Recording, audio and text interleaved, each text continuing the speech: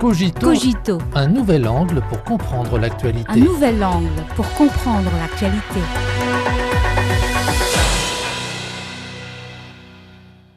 Bienvenue à Cogito. Cacao de Côte d'Ivoire et du Ghana, café et avocat du Kenya, agrumes et vins rouges d'Afrique du Sud. Depuis le 1er mai 2026, ces produits africains de qualité entrent sur le marché chinois en franchise douanière. La Chine vient d'étendre sa politique du zéro droit de douane à l'ensemble de 53 pays africains avec lesquels elle entretient de relations diplomatiques.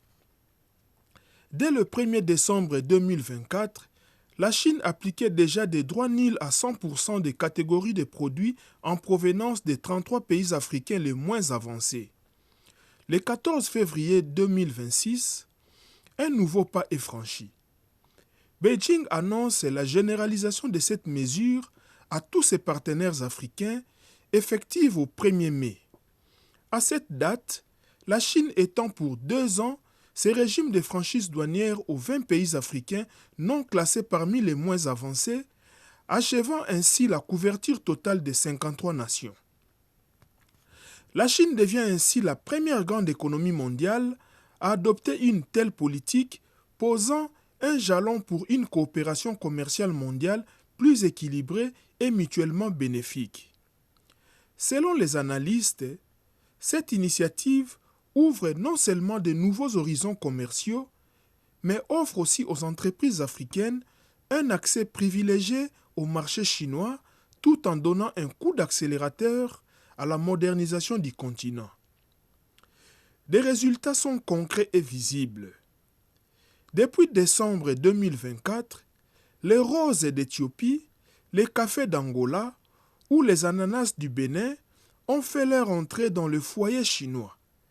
Les agriculteurs africains voient leurs revenus augmenter, leurs débouchés s'élargir et les emplois se multiplier.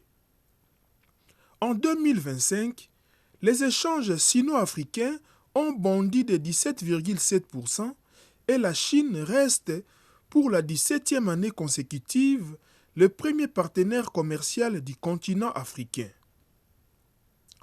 Dans un climat géopolitique tendu, marqué par la montée du protectionnisme et de l'unilatéralisme, l'Afrique fait face à des défis immenses. La politique chinoise du zéro droit, sans conditions politiques, agit comme un véritable bouclier. Elle réduit les coûts d'accès, renforce la compétitivité des produits africains et offre un marché vaste et porteur. Mais ce n'est qu'un début. Cette mesure agit aussi comme un accélérateur.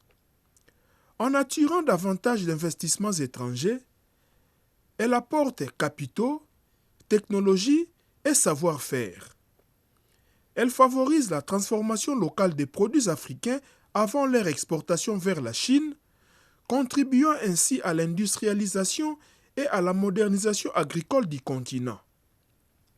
C'est pourquoi le secrétaire général de l'ONU, Antonio Guterres, a salué cette initiative et appelé les autres grandes économies à emboîter les pas.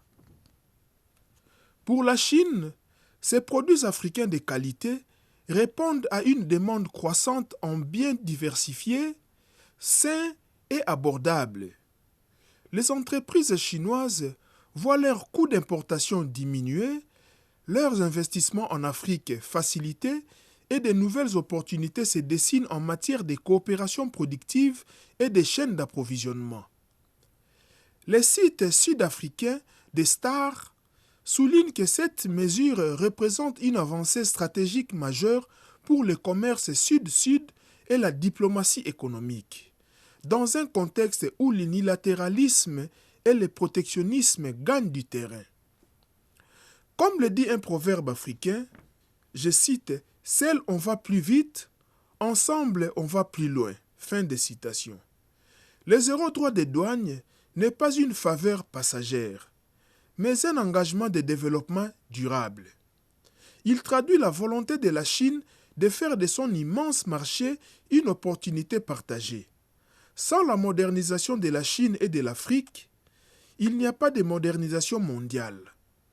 Cette politique ouvre un nouveau chapitre de la coopération sino-africaine tout en insufflant confiance et dynamisme à l'économie mondiale.